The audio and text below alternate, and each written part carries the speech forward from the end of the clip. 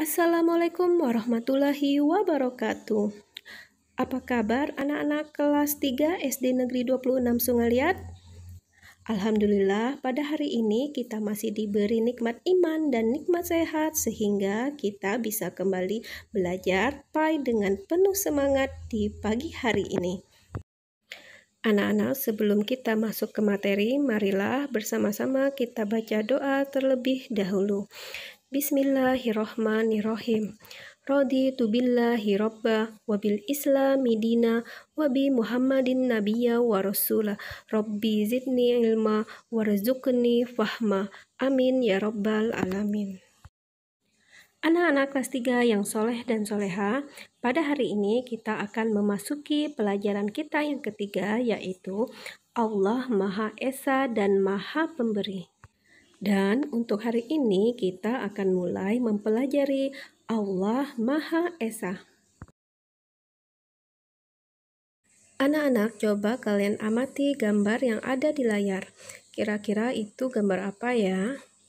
Ya, benar, itu adalah gambar seseorang yang sedang sujud kepada Allah sebagai bukti penghambaan dirinya kepada Allah yang Maha Esa.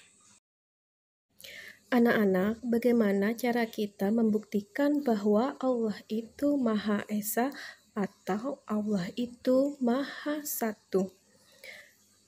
Dalam surat Al-Ikhlas, Allah berfirman, Bismillahirrahmanirrahim.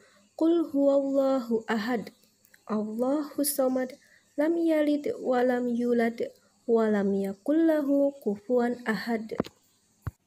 Anak-anak, surah Al-Ikhlas ini merupakan bukti bahwa Allah itu Maha Esa. Pada materi di buku PAI kalian, Allah Maha Esa artinya Allah Subhanahu wa Ta'ala adalah satu dan tidak ada Tuhan selain Allah Subhanahu wa Ta'ala. Hanya Allah Subhanahu wa Ta'ala yang wajib kita sembah. Allah Subhanahu wa Ta'ala tidak beranak dan tidak pula diperanakan. Tidak ada sesuatu pun yang bisa menyamainya. Allah Subhanahu wa Ta'ala berbeda dengan makhluk. Lalu, bagaimana cara kita membuktikan bahwa kita meyakini bahwa Allah itu Esa? Yaitu dengan melakukan segala ibadah hanya untuk Allah Subhanahu wa Ta'ala. Oleh karena itu, kita pertama harus beribadah hanya kepada Allah Subhanahu wa Ta'ala. 2. Tidak boleh menghambakan diri kepada selain Allah.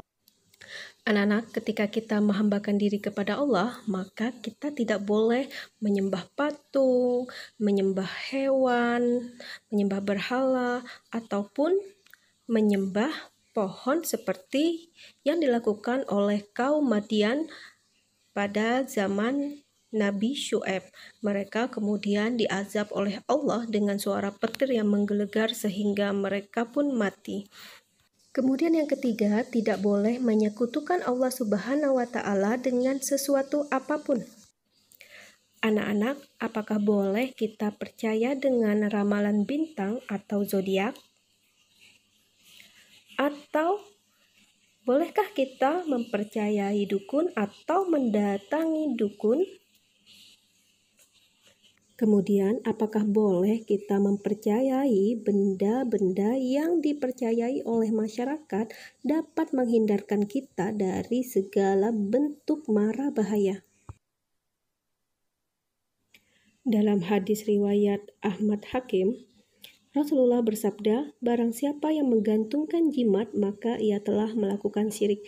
Jadi anak-anak tidak boleh percaya dengan jimat ataupun benda-benda yang dipercayai dapat menghindari anak-anak dari mara bahaya. Cukup kita berdoa kepada Allah dan meminta perlindungan hanya kepada Allah. Kemudian yang keempat, tidak boleh meyakini pada ramalan-ramalan nasib. Nah, tadi sudah disebutkan tentang zodiak.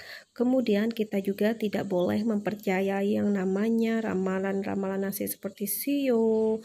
Kemudian kita pergi dukun untuk menanyakan masa depan kita, kapan kita mati, kapan kita akan kaya, dan lain sebagainya.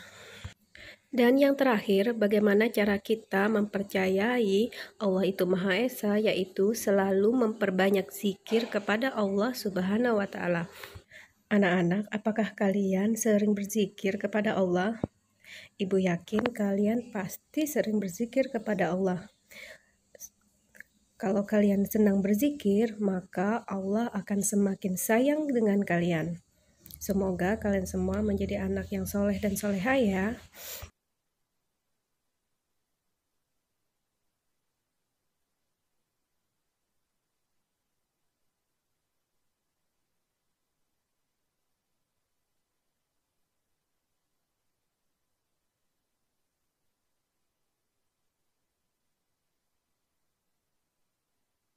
Anak-anak, itulah tadi materi kita mengenai Allah Maha Esa.